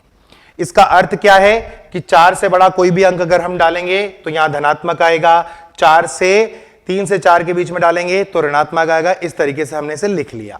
और स्टेप 5 में क्या है, स्टेप 5 कहता है कि असमिका के चिन्ह के अनुसार, असमिका के चिन्ह के अनुसार, असमिका के चिन्ह के अनुसार उत्तर लिखें, उत्तर लिखें, ठीक है ना। जैसे मान लो ये सवाल था तो आपसे बोल रहा जा रहा है ग्रेटर देन इक्वल टू 0, यानी या तो शून्य या शून्य से बड़ा। तो शून्य से बड़ा, देखो शून्य तो हमको मालूम है यहां यहां यहां और यहां 4 जगह पर ही शून्य है ना। और शून्य से बड़ा कहां कहां आ रहा है, जहां जहां धनात्मक लिखा गया है। तो आपका जो इस प्रश्न का उत्तर होगा वो क्या होगा, x बिलोंग्स टू, इसका मतलब हल लिख रहे हैं सबसे पहले माइनस अनंत, माइनस अनंत पर सदैव क्या होता है, हमेशा ओपन ब्रैकेट आता है, ठीक है। माइनस अनंत से लेकर 1 और 1 पर क्लोज ब्रैकेट क्योंकि शून्य लेना था, यूनियन, फिर 2 से 3 यूनियन, और फिर 3 से इनफाइनाइट, सॉरी 3 से 4, सॉरी यूनियन 2 से 3 यूनियन, फिर आएगा आपका 4 से और इनफाइनाइट, ठीक है ना। ये आपका उत्तर आ गया फाइनली इस प्रश्न का। इस प्रश्न का उत्तर भी यही होता, लेकिन इसका जब लिखते तो आंसर क्या आता। अगर ये प्रश्न यहां पर पहुंचा और इसके बाद हम स्टेप 3 कर रहे थे तो इसने बोला कि लेस देन इक्वल टू 0 चाहिए, यानी ऋणात्मक वाला भाग। तो आपका इस प्रश्न का उत्तर होता है x बिलोंग्स टू 1 से लेकर के 2 और यूनियन 3 से लेकर के 4, यानी x का मान यदि 1 से 2 और 3 से 4 होगा तो ही आपका उत्तर आएगा, ठीक है। अब यहां कुछ बातों का आपको ध्यान रखना है, जैसे अगर आपको द्विघात मिलता है तो द्विघात को आप गुणनखंड करें। अगर आपका द्विघात का गुणनखंड नहीं हो रहा है तो यह जांचें कि वह द्विघात सदैव धनात्मक देगा या सदैव ऋणात्मक देगा। ऐसा कैसे चेक करोगे, डी उसका चेक करके, यानी उसका जो बी स्क्वायर माइनस 4ac उससे देखो। बी स्क्वायर माइनस 4ac अगर पॉजिटिव आ गया तो वो धनात्मक भी देगा और ऋणात्मक भी देगा। अगर डी बराबर 0 आ गया इसका मतलब वो सदैव धनात्मक देगा या शून्य देगा, और अगर उसका डी ऋणात्मक आ गया तो वह हमेशा क्या देगा, धनात्मक देगा पर यार हमेशा ऋणात्मक देगा। वो इस बात पर निर्भर करता है कि एक्स स्क्वायर का गुणांक क्या है। तो इसको हम प्रश्न में बात करेंगे, इसके बारे में हम प्रश्न में चर्चा करेंगे, और इसके अंदर और क्या क्या वेरिएशन आ सकते हैं वो सब चीजें हम हल करेंगे कहां पर, सवालों की मदद से। चलिए, तो जो बात हमने अभी थ्योरी में करी थी उसको हम सवालों में देखते हैं, और जो आपके मन में और प्रश्न भी होंगे कि अगर ऐसा होगा तो सर कैसा करेंगे, अगर P बटे Q के रूप में आ गया सवाल तो कैसा करेंगे, किसी द्विघात समीकरण के अगर गुणनखंड नहीं हुए तो क्या करेंगे, उन सब चीजों को, उन सारे मेथड्स को, उन सारे वेरिएशंस को अब हम सीखेंगे किनसे, सवालों से। चलिए तो सवालों में देखते हैं। सबसे पहले पहला क्वेश्चन देखें। पहला क्वेश्चन क्या आया, असमीका का हल ज्ञात करें। अब ये सवाल देखें, इस सवाल में आपको क्या दिख रहा है बेटा, राइट हैंड साइड पर क्या दिख रहा है, शून्य नहीं दिख रहा है। तो सबसे पहली चीज, जो पहला पॉइंट आपके दिमाग में वो हमेशा याद रखना है, वो क्या, सबसे पहला पॉइंट आपके दिमाग में होना चाहिए, पहला पॉइंट वो ये कि RHS में सदैव शून्य हो। क्योंकि हम जब वो नंबर लाइन बनाते हैं और प्लस माइनस प्लस लिखते हैं तो कोई भी अंक प्लस है या माइनस है ये तभी कहा जा सकता है जब वह शून्य के रेफरेंस में बोला जाए। शून्य से राइट हैंड साइड पर प्लस आएगा, लेफ्ट हैंड साइड पर माइनस आएगा, ठीक बात है। अब यहां पर क्योंकि 1/12 है तो 1/12 से धनात्मक संख्या भी बड़ी हो सकती है। बहुत सारी संख्या है जो धनात्मक बड़ी हो सकती है, और कुछ धनात्मक संख्याएं ऐसी भी हो सकती है जो 1/12 से छोटी हो, तो वो हमारा मेथड काम नहीं करेगा। तो उस मेथड को काम करने के लिए एक चीज का आपको हमेशा ध्यान रखना है, वो क्या, कि RHS हमेशा क्या हो, शून्य हो। दूसरा इंपॉर्टेंट पार्ट क्या है कि यदि असमीका P बटे Q के रूप में हो तब सबसे पहले सर्वप्रथम P बाई Q, अगर मान लीजिए सवाल ऐसा आया greater than 0, less than 0, greater than equal to 0, less than equal to 0, है ना, तो सर्वप्रथम आपको क्या करना है, Q is not equal to 0 लिखना है, और फिर भूल जाना है कि सवाल P बटे Q का है। याद रखना कि सवाल किसका है, P इंटू Q का है, क्योंकि देखिए P बटे Q को अगर धनात्मक होना है तो दोनों को धनात्मक होना पड़ेगा या दोनों को ही ऋणात्मक होना पड़ेगा, और वैसे ही अगर P इंटू Q को भी धनात्मक होना है तो P और Q दोनों को धनात्मक होना है और दोनों को ही ऋणात्मक होना है। इसलिए आप इस सवाल को यहां पर सोच सकते हैं, ठीक है। तीसरी इंपॉर्टेंट बात कि क्रॉस मल्टीप्लिकेशन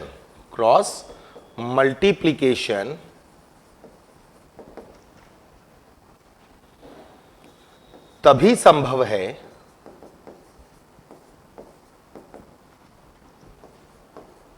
जब हमें व्यंजक का चिन्ह पता हो, जब हमें व्यंजक का चिन्ह पता हो, ठीक है। और वो क्या होना चाहिए, वो होना चाहिए पॉजिटिव। जब आपका पॉजिटिव होगा तभी आप क्रॉस मल्टीप्लाई कर सकते हैं, वरना आपको क्रॉस मल्टीप्लिकेशन अलाउड नहीं है, क्रॉस मल्टीप्लाई आपको नहीं करना है, ठीक है। और कॉमन फैक्टर नहीं काटना है, यानी उभयनिष्ठ गुणनखंड न काटे, उभयनिष्ठ गुणनखंड न काटे, उभयनिष्ठ गुणनखंड न काटे। तो आपको ये चार चीजें एक तरह से आपको क्या करना है, याद रखनी है कि आपका आरएचएस हमेशा शून्य होना चाहिए, यानी उसको आपको क्या बनाना है, हर बार शून्य बनाने की कोशिश करनी है। अब देखो जैसे ये सवाल आया, इस सवाल में सबसे पहला काम क्या है,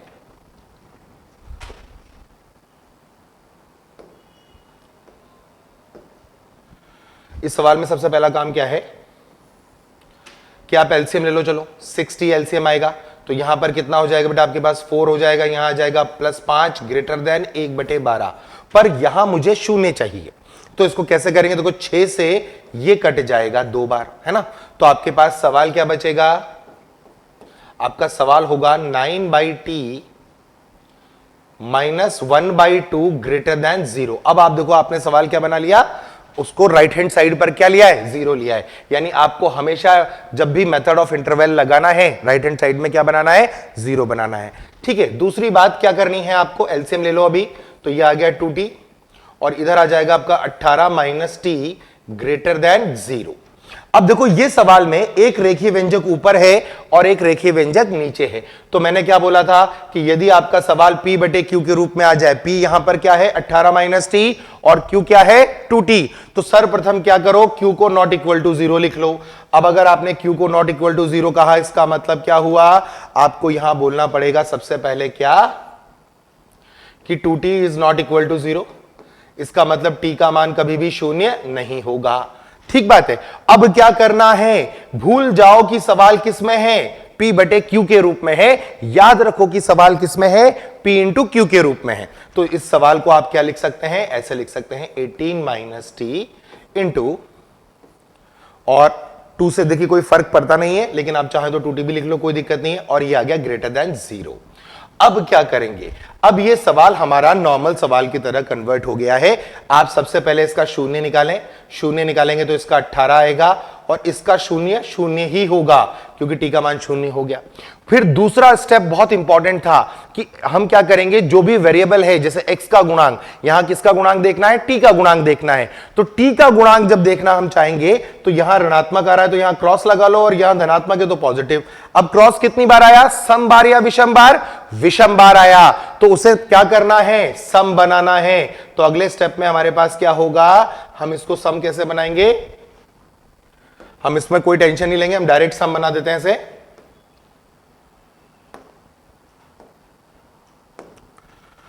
इसको लिखना है चुपचाप t - 18।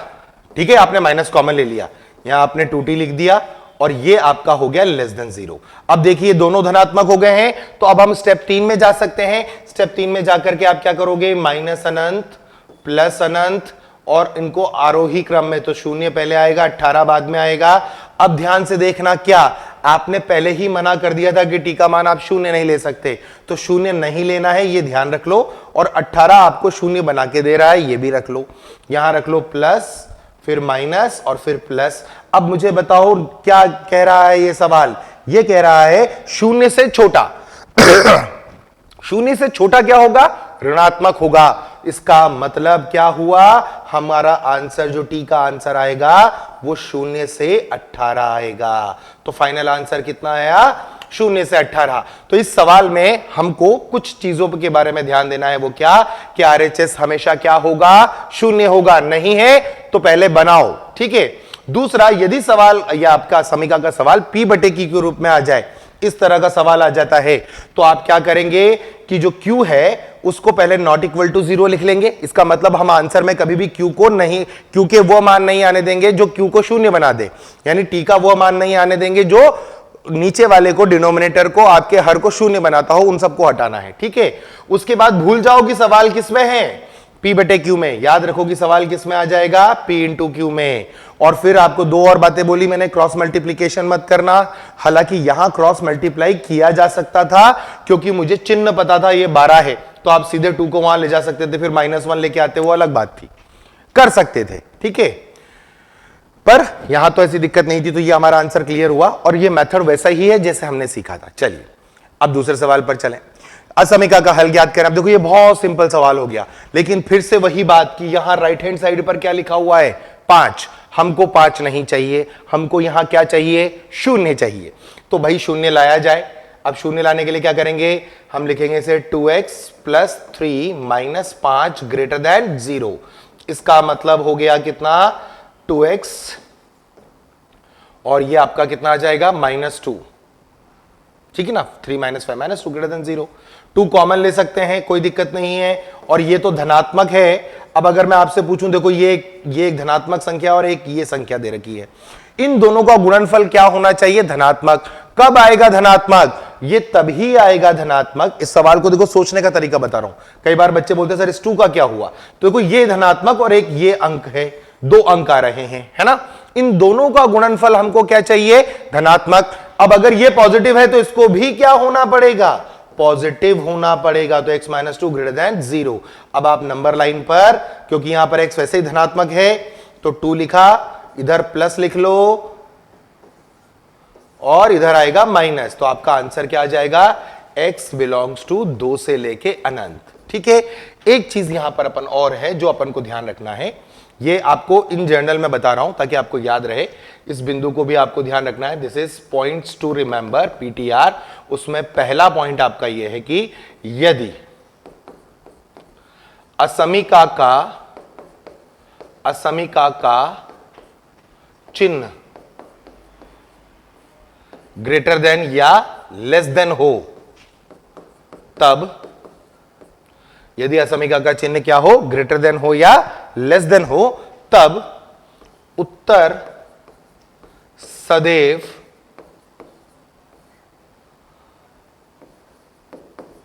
छोटे कोष्टक में आता है, छोटे कोष्टक में होगा।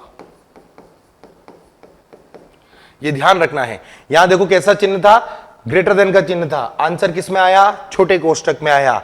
इससे पहले वाले सवाल में भी चिन्ह कैसा था, ग्रेटर देन का था। आंसर कैसा आया, छोटे कोष्टक में आया। ध्यान रखना है कि जब कभी भी ये वाला और ये वाला चिन्ह आ जाएगा तो आपका आंसर क्या आने वाला है, ओपन ब्रैकेट में ही आएगा, छोटे कोष्टक में ही आएगा। ठीक है। इसी के अंदर अपना सेकंड पॉइंट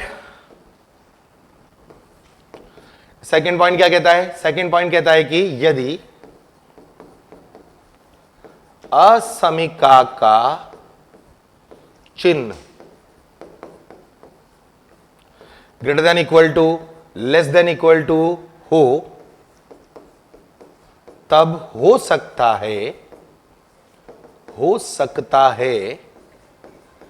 कि उत्तर बड़े कोष्टक में आए, बड़े कोष्टक में आए।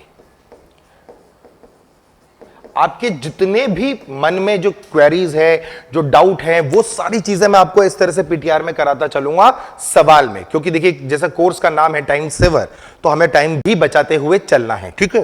हालांकि ये कोर्स क्योंकि 2022 में एग्जाम देने वाले बच्चों के लिए डिजाइन है, तो उम्मीद करते हैं कि ये सब आता होगा। हम लोग सिर्फ for the sake of completion हम इसको बात करते हुए चल रहे हैं और मैं आपको उसमें पॉइंट बताता चल रहा हूं ताकि नोट्स में आपको याद रहे कि सर ने ये बातें बताई थी। ठीक है। तो अभी हमारी जो बात हुई वो क्या हुई, आरएचएस हमेशा क्या होना चाहिए, 0। असमीका अगर P बटे Q के रूप में आया है तो सबसे पहला काम क्या कर लो, चुपचाप Q is not equal to 0 लिख लो और फिर भूल जाओ कि सवाल P बटे Q में है, उसे P इंटू Q मान करके सॉल्व कर दो सवाल। ठीक है। अच्छा, कभी ऐसा भी होगा कि ऊपर और नीचे सेम टर्म आएंगे, उन्हें काटना मत, उनको गुणा कर देना, उनकी पावर को बढ़ा देना। वो पावर का कैसा होगा वो भी अपन आगे सवालों में देखेंगे। ठीक है। तो ये सवाल का आंसर अपने पास कितना आ गया, 2 से इंफिनिटी, यानी 2 से इंफिनिटी इसका फाइनल आंसर है इस क्वेश्चन का। ठीक है। चलिए नेक्स्ट क्वेश्चन देखिए, असमीका का हल ज्ञात करें। अच्छा देखिए क्या होता है, इन जनरल बच्चे के दिमाग में क्या चलता है कि सर हम हमेशा x में करते हैं और हम x से बड़ा कंफर्टेबल है। x हम समझते हैं x हमारे जीवन में बहुत इंपॉर्टेंट है। ठीक बात, हर तरह से x हमारे लिए जीवन में इंपॉर्टेंट होता है, बहुत कुछ सिखा के गया है ये x, आज तक इसने हमें बहुत कुछ सिखाया। लेकिन जब कभी सवाल कुछ और वेरिएबल से आ जाता है ना तो दिक्कत होने लग जाती है। पर वो दिक्कत हमें नहीं करना, क्योंकि हमारे लिए तो वो चाहे t हो, चाहे x हो, चाहे z हो, वो वेरिएबल है, तो हमें उसे वेरिएबल की तरह ही ट्रीट करना है। अब देखो ये सवाल आया, इस सवाल में दोनों ही तरफ वेरिएबल लगा दिए हैं। अब इस सवाल को कैसे करेंगे, नॉर्मल मेथड से सॉल्व करेंगे बिना कुछ दिमाग लगाए। ज्यादा सिंपल सवाल है, क्या लिखा है उसको पहले लिख लेते हैं ना। पहले लिखा हुआ देखो 4z plus 8 minus 1 greater than 5 minus 28 plus 7z। ठीक है, अब कोशिश करो कि जो आपका वेरिएबल है ना वो हमेशा धनात्मक गुणांक के साथ आए, क्योंकि अगर नहीं होगा तो हमें बनाना पड़ेगा, है ना। तो अब आप क्या करोगे, इस पूरे को इधर लेके आ जाओ। तो 7z माइनस 4z का मतलब हो जाएगा 3z। 7z और 4z को इधर लिया तो 3z हो जाएगा। और यहां आपके पास है 5 माइनस 28, तो ये है माइनस 23 लिखा हुआ पहले से। और 8 माइनस 1 कितना होगा, 8 माइनस 1 जो होगा वो होगा 7, वो भी किसका, प्लस का 7, तो इधर जाके माइनस का 7 हो जाएगा। और ये जो भी है वो ऐसे करके 0 बन जाएगा, बोलो हाँ है ना। इसको हम क्या लिख सकते हैं, इसे हम लिख सकते हैं कि ये लिखा हुआ है 3z माइनस 30, और ये पूरा का पूरा व्यंजक 0 से छोटा है तो आप इसे लेस देन 0 कह दो। देखो क्या कह रहा है, 0 इससे बड़ा है, इसका मतलब 3z माइनस 30 किससे छोटा है, 0 से छोटा। अब फिर से आप क्या करो, 3 कॉमन लेकर के इसको लिख लो, z माइनस 30 लेस देन 0। ठीक है, और ये नंबर लाइन की आदत डालो, क्योंकि ये धनात्मक है, इसका मूल शून्य आएगा 30, यहां शून्य लिख लो, यहां माइनस अनंत, यहां प्लस अनंत, प्लस माइनस, तो आपका फाइनल आंसर कितना आ जाएगा, z।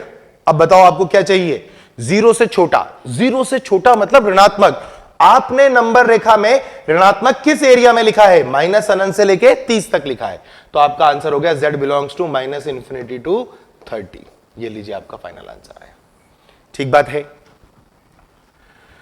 नेक्स्ट क्वेश्चन, अब देखिए सवाल वैसा ही है, इसमें ज्यादा कुछ नहीं करना है, आपको सिर्फ ये दिख रहा होगा कि देखो बहुत सारी चीजें अपन ने इधर ऐसे कर दी है, मल्टीप्लीकेशन डिवाइडेशन, उससे कोई दिक्कत नहीं है, सिर्फ सवाल लिख ले। सवाल क्या कह रहा है, 3 प्लस 40 बटे 2 लेस देन और इक्वल टू। अच्छा देखो, इससे पहले वाले सवाल में भी चिन्ह कैसा था, ये ऐसा था, इसीलिए यहां पर क्या लगा, ओपन ब्रैकेट लग गया। अभी यहां क्या आ गया, तो इसका मतलब क्लोज ब्रैकेट लग सकता है, ठीक है ना।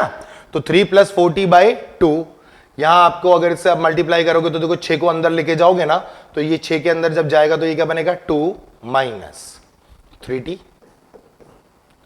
और इसको अगर आप 4 को अंदर लेके जाओगे तो ये क्या बन जाएगा, 1/2 प्लस 5/2t। ठीक है ना, 4 को मैंने अंदर ले लिया, 4 को अंदर लिया तो इससे क्या हुआ होगा, 2/4 1/2 में बना होगा, और 10/4 5/2t बन गया होगा। ठीक बात है। चलिए यहां आपका क्या आ गया, 3 प्लस 4t/2 ये, और इधर आ जाएगा 2 माइनस 3t माइनस, अब यहां आप एलसीएम ले लो, 2 क्या आ जाएगा, 1 प्लस 5t। अभी मैं कैलकुलेशंस बहुत ज्यादा तेजी से नहीं कर रहा हूं ताकि आपको आसानी से समझ में आए। ठीक है, अब इसका एलसीएम ले लेते हैं इस साइड में आकर के, तो यहां क्या आ जाएगा, 3 plus 40/2 less than equals to 2 से मल्टीप्लाई करेंगे तो आ जाएगा 4 minus 6t minus 1 minus 5t divided by 2। ठीक है, तो सवाल लिख लो क्या आ गया, ये आ गया 3 प्लस 4t/2 लेस देन और इक्वल टू, यहां कितना आ जाएगा, 4 माइनस 1 से आ गया कितना, 3 माइनस 11t बटे में 2। अब आप बाई टू काट सकते हैं, ये गुणनखंड नहीं है, ये वेरिएबल नहीं है, और आप नहीं काटना चाहें तो भी मुझे कोई दिक्कत नहीं है। आप चाहें तो इनको इधर लेके आ जाए, तो ये बनेगा 3 प्लस 4t/2 माइनस, और ब्रैकेट में आ जाएगा 3 माइनस 11t/2 और लेस देन इक्वल टू 0, क्योंकि मुझे राइट हैंड साइड पर क्या बनाना था, 0। आप एलसीएम 2 ले सकते हैं फटाफट। अब 2 एलसीएम आपने लिया तो ये कितना बन जाएगा आपका, 3 plus 4t minus 3 plus 11t less than equal to 0। तो आपका -3 प्लस 3 कट गया बेटा, यहां कितना आ गया, 11 और 4 15/2 into T less than equal to 0। अब इस 15/2 से कोई मतलब नहीं है, क्योंकि ये तो सदैव धनात्मक है।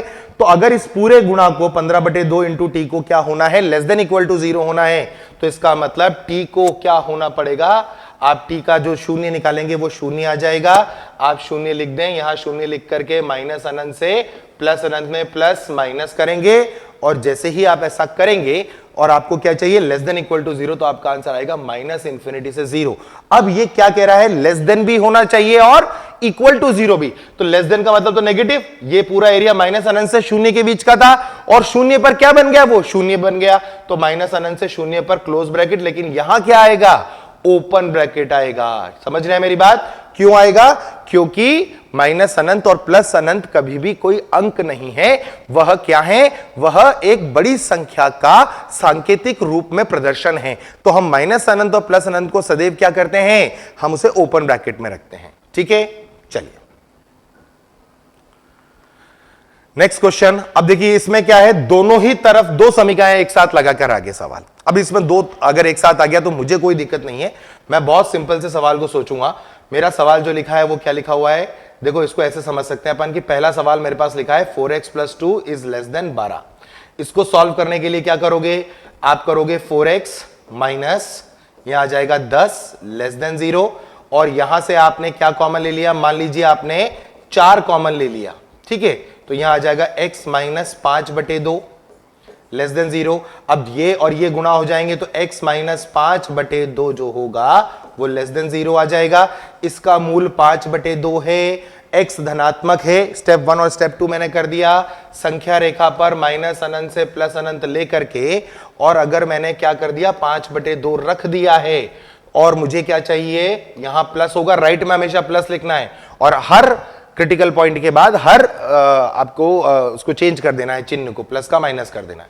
तो आपका जो x आएगा वो कितना आ जाएगा बेटा, माइनस अनंत से 5/2। पर अभी सवाल खत्म नहीं हुआ, अभी सवाल आधा बाकी है। अब आधा सवाल क्या था, आधा सवाल आपके हिसाब से था कि 4x + 2 का मान ग्रेटर देन -1 भी उसी समय होना चाहिए। आपको x का वह मान ढूंढना है, ये जो x का मान आया ना बेटा, इससे हमें क्या पता चल गया कि ये मान अगर डालोगे तो इसकी जो मान होगी वो मान हमेशा 12 से छोटी होगी, पर हमें उसको -1 से बड़ा भी करना है। इसको जब सॉल्व करेंगे तो ये आ जाएगा 4x + 3 ग्रेटर देन 0। अब इसका अगर आप मूल निकालेंगे तो माइनस का 3/4 आएगा, ये धनात्मक है, नंबर रेखा पर -3/4 रखेंगे, यहां माइनस अनंत है, यहां प्लस अनंत है, प्लस और माइनस, और अब आपको प्लस चाहिए तो आप बोलोगे कि सर x का मान जो है वो -3/4 से लेकर और अनंत भी जाएगा, तो ये मान -1 से बढ़ा देगा, और हम चाहते हैं कि वो बीच में फंसे, -1 से 12 के बीच में। तो आपको क्या करना पड़ेगा, इसका और इसका इंटरसेक्शन लेना पड़ेगा, और इंटरसेक्शन लेने का तरीका, जितने अंक दिख रहे हैं सबको लिख लो, ठीक है, -3/4 लिख लिया, और यहां आ गया 5/2। पहला उत्तर कहां से कहां तक जाने की कह रहा है, माइनस अनंत से 5/2, और वो भी ओपन, ठीक है, और ये कह रहा है -3/4 से लेकर के अनंत, तो दोनों का उभयनिष्ठ भाग कौन सा आया, ये एरिया, तो आपका फाइनल आंसर जो आएगा वो कितना आ जाएगा, -3/4 से 5/2। ठीक बात है। कई बच्चे बोलते हैं कि सर इतना लंबा करने की जरूरत क्या थी, डायरेक्ट ही कर लेते, बिल्कुल कर सकते थे, क्योंकि ये इस तरह का सवाल था। आप इसे लिख सकते थे 4x, इस 2 को उधर भेज दो एक बार तो ये -3 आ जाता, और इस 2 को इधर भी भेज दो एक बार तो ये 10 आ जाता, और जब इसे सॉल्व करते ना तो x का जो मान था वो -3/4 से बड़ा हो जाता और 10/4 से छोटा, यानी 5/2 से छोटा, तो यही आंसर। तो चाहे आप इस मेथड से सॉल्व कर ले, चाहे इसे डायरेक्ट कर ले, लेकिन अगर ये ग्रेटर हो जाते तो फिर ये सवाल सॉल्व नहीं होता। ये सिर्फ इसी तरह की असमीका के लिए ये वाला मेथड, फास्ट मेथड है हमारे पास अवेलेबल, ठीक है। चलिए नेक्स्ट क्वेश्चन देखें, सेम सवाल है, लेकिन अब यहां पर एक गड़बड़ थी। पहले वाले सवाल में क्या था कि यहां पर जो वेरिएबल था उसका गुणांक धनात्मक था, लेकिन यहां पर क्या आ गया, ऋणात्मक आ गया। हमें टेंशन की जरूरत नहीं है, हम चाहे तो डायरेक्ट भी कर सकते हैं और चाहे तो लंबा मेथड भी कर सकते हैं। हालांकि लंबा मेथड भी बहुत ज्यादा लंबा नहीं होता बेटा। जैसे इस सवाल को देखो, फटाफट मैं करके दिखाता हूं ना। इसको अपन लिख लेते हैं सवाल जैसे 8 less than 3 - 5z less than 12। अब इसको अपन डायरेक्ट भी सॉल्व कर सकते हैं, इसमें असमीका का कोई ज्यादा रोल नहीं है। आप इसको डायरेक्ट क्या लिखो बेटा, 3 को पहले उधर भेजो तो 8 - 3 5 हो गया, यहां माइनस का 5z हो गया, और यहां 3 जब इधर भेजोगे तो 12 माइनस 3 यानी 9 हो जाएगा। अब देखो यहां -5z है ना, तो -5z हमें ठीक नहीं लगता, हमें नेगेटिव है, तो इस पूरी की पूरे जो आपकी असमीका दे रखी है ना, इसे माइनस से गुणा करो। और जब भी आप माइनस से गुणा करोगे ना तो क्या होगा, असमीका के चिन्ह परिवर्तित होंगे, इसी वजह से विषम में होता था। तो आपका अगला स्टेप में जैसे आप लिखोगे तो ये आ जाएगा -5, इसको कर दो ग्रेटर देन इक्वल टू, यहां लिख लो 5z और ये ग्रेटर देन, और ये आ गया -9। ठीक है, अब 5 से भाग लगा दो सब में, 5 से भाग लगाओगे तो -5/5 आ जाएगा, z आ जाएगा, और ये आ गया -9/5। तो इसका मतलब क्या हुआ, z का जो मान है वो -9/5 से बड़ा है और -1 से छोटा है। -1 अगर अपन डाल देंगे ना तो 5 और 3 8 आ जाएगा, ठीक बात है। तो -9/5 से बड़ा और -1 से छोटा है। ठीक है, बहुत सिंपल सवाल था। चलिए नेक्स्ट सवाल देखें। अब ये सवाल आप खुद कर सकते हैं, कुछ करना है नहीं इसके अंदर। आपने लिख लिया 10w, और ये w इसलिए लिखे बेटा ताकि आपको वेरिएबल्स के साथ खेलने में मजा आए, क्योंकि क्या होता है x और y दिखता है तब तक बढ़िया चलता है, ये w आ जाए, t आ जाए, z आ जाए तो थोड़ी दिक्कत होती है। ठीक है, तो ये 15 उधर भेज दिया और इसी 15 को जब इधर भेजा तो ये आपका आ गया 15 3 18 यानी 38 आ गया, है ना। तो आपका w क्या हो जाएगा, भाग लगा दो 15/10 और 38/10, तो w का जो आंसर हो गया वो कितना हो गया, 15/10 का मतलब होता है बेटा 3/2 और 38/10, और दोनों पर ब्रैकेट कैसा, क्लोज, क्योंकि यहां भी इक्वल टू का साइन लगा हुआ है और यहां भी इक्वल टू का ही साइन लगा हुआ है। ठीक है, सिंपल सवाल हो गया ये तो, है ना। नेक्स्ट क्वेश्चन देखो। अब यही सवाल एग्जैक्टली वैसा ही है, कुछ करना नहीं है, फटाफट कर देते हैं। ये आ गया 2। ठीक है, मैं पहले क्वेश्चन लिख लेता हूं, 1/6 माइनस ये है x/2 और ये क्या लिखा हुआ है, 4 लिखा है। पहले इसको इधर भेज दो तो ये आ जाएगा आपका 2 - 1/6, यहां पर माइनस का x/2 है बेटा, और यहां पर आपके पास आ जाएगा 4 - 1/6। सॉल्व कर लें तो 12 - 1 यानी 11/6 आ गया, -x/2 आ गया, और 24 - 1 यानी 23/6 आ गया बेटा। ठीक बात है, यहां तक कोई दिक्कत नहीं है। अब क्या करो, 2 से और कर लो, 2 से मल्टीप्लाई, क्योंकि धनात्मक है ना तो आप मल्टीप्लाई कर सकते हैं। तो ये आपका आ जाएगा 11/3 - x, और इधर आ जाएगा आपके पास 23/3 23/3। ठीक बात। अब माइनस चिन्ह को हटाते ही क्या होगा, पूरी की पूरी असमीका पलटेगी बेटा। तो यहां आ जाएगा माइनस का 11/3, ये चिन्ह चेंज, ये x, ये चिन्ह चेंज, और ये आ गया माइनस का 23/3। तो x क्या हो रहा है आपका, माइनस के 23/3 पर बराबर लग रहा है, इसलिए क्लोज ब्रैकेट लगा रहा हूं, -23/3 से और -11/3 तक आपका आंसर आ जाएगा। ठीक है, चलिए नेक्स्ट क्वेश्चन। अब इस सवाल में तो कुछ करना ही नहीं है, ठीक है, इसको तो आप डायरेक्ट ही कर सकते हो।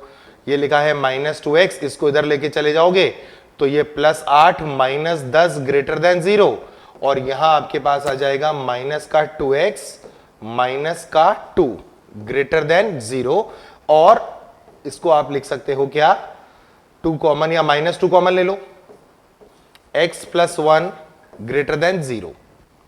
ठीक बात।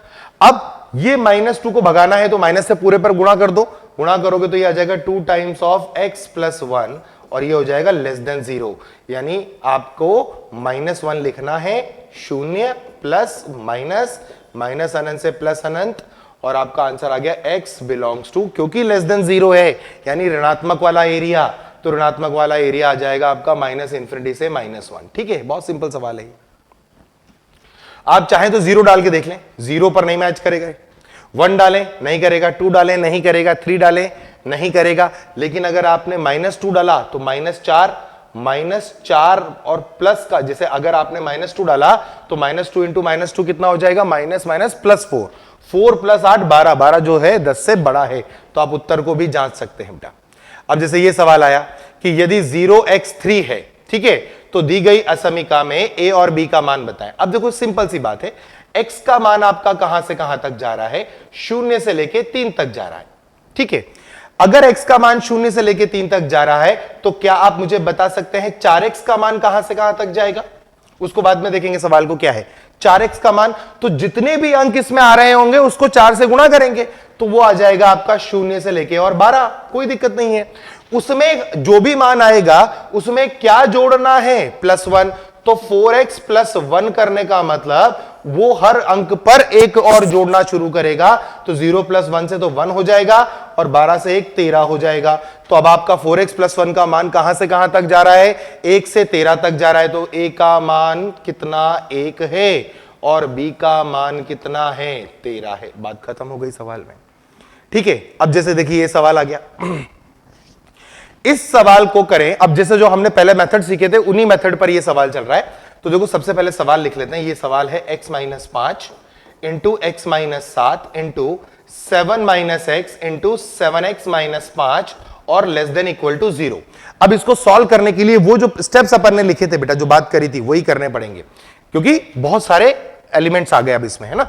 तो क्या करो, सबसे पहला स्टेप तो था आपका क्या कि 0 लिखो। तो यहां 5 आएगा, यहां 7 आएगा, यहां फिर से 7 आएगा और यहां आपका 5/7 आएगा। अब देखो आपके दो जो शून्य है, दो जो मूल है वो रिपीट कर गए हैं, ठीक बात है, रिपीट कर गए हैं। तो क्या करना है उसको समझना। अपन क्या करते हैं, ध्यान से देखो, इसमें से माइनस कॉमन ले लेता हूं। तो यह माइनस कॉमन लेने पर यह आएगा x - 5, x - 7, x - 7 और 7x - 5 और ये आ गया आपका लेस देन इक्वल टू 0। अब अगर मैंने माइनस चिन्ह से पूरे पे गुणा करा तो क्या होगा, इधर प्लस हो जाएगा और ये जो असमीका का चिन्ह है वो परिवर्तित हो जाएगा। तो ये बनेगा आपका x - 5 इंटू x - 7 का होल स्क्वायर इंटू 7x - 5 और ये आ गया ग्रेटर देन इक्वल टू 0, ठीक है। अब क्या करेंगे, 0 निकालो, इसका आ गया 5, इसका आ गया 7 विद स्टार। अब इस पर स्टार क्यों लगाया, क्योंकि ये 2 बार 7 दे रहा था, तो अपन ने इस पर 7 पर क्या लगा दिया, स्टार। यानी जब भी घात यहां पर क्या आ जाएगी, सम आ जाएगी। तो आपको क्या लगा लेना है, उस जो मूल है उस पर स्टार लगा लेना है। तो यहां पर फिर से पीटीआर में कर लेंगे क्या, जो मूल सम बार पुनरावर्तित हो उस पर स्टार लगाएं। ये स्टार वाला काम कुछ होगा, इसीलिए इस पर क्या करना है, स्टार लगाना है। अच्छा, और इसका तो आपके पास आ ही गया था मूल, वो था 5/7 था बेटा, ठीक है। अब गुणांक चेक करना है। तो x का गुणांक यहां कैसा, धनात्मक धनात्मक धनात्मक। तो हम डायरेक्ट स्टेप नंबर 3 पे जा सकते हैं।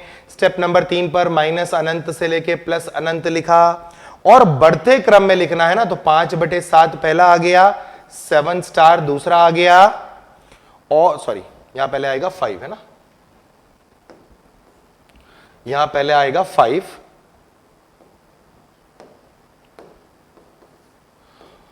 और यहां आएगा 7 स्टार, ठीक बात। इन सबके ऊपर 0 लिख लो, ठीक है, क्योंकि यहां चिन्ह देख लो क्या है, इक्वल टू 0 वाला। अब देखो क्या हुआ, यहां लिखना है प्लस। अब देखो स्टार वाला क्या करता है, वैसे तो आपको प्लस के बाद क्या लिखना था, माइनस लिखना था, लेकिन जिस क्रिटिकल पॉइंट पर या जिस 0 पर या जिस 0 पर आपको स्टार मिल रहा है ना, वो चिन्ह परिवर्तित नहीं कर सकता, क्योंकि इसका तो काम ही हमेशा अऋणात्मक देना है। क्या देना है, अऋणात्मक। तो ये तो कभी ऋणात्मक कर ही नहीं सकता। इसका मतलब अगर इधर प्लस है तो यहां प्लस लिखो, अगर यहां माइनस होता तो ये माइनस करता है। इसका मतलब क्या हो गया कि स्टार वाला जो है क्रिटिकल पॉइंट वो कभी भी आपका साइन मतलब जो साइन है प्लस का प्लस ही रखेगा, माइनस का माइनस रखेगा, वो कभी चेंज नहीं करेगा। तो प्लस प्लस फिर ये आ जाएगा माइनस, क्योंकि ये बिना स्टार वाला था, और ये फिर प्लस वाला। अब हमारा सवाल क्या कह रहा है, ध्यान से देख लो, ग्रेटर देन और इक्वल टू 0। तो x बिलोंग्स टू, आपका आंसर अब ध्यान से लिखना है आपको, धनात्मक का है एरिया, पॉजिटिव का, तो माइनस अनंत से 5/7, इस पर क्लोज ब्रैकेट लगा लो, यूनियन 5 से 7, यूनियन फिर 7 से अनंत, और इसे आप लिख सकते हैं x बिलोंग्स टू माइनस अनंत से 5/7 यूनियन 5 से लेकर अनंत। ये आपका फाइनल आंसर आ गया बेटा। अब कई बच्चों के मन में ख्याल आता है कि सर अगर विषम बार आता तो क्या होता। अरे तो विषम बार तो ये भी आ रहा है ना, एक बार आ रहा है, तो उसमें कुछ करना नहीं है, विषम बार वाले में कोई टेंशन नहीं है। सम वाले में क्या करना है कि जो उस व्यंजक का मूल है उस पर आपको लगाना है स्टार, और ये स्टार क्या करेगा, ये साइन ऑफ इनइक्वालिटी को चेंज नहीं करेगा, और ये साथ ही साथ यहां पर जो प्लस है उसे प्लस रखेगा, माइनस होगा तो माइनस रखेगा।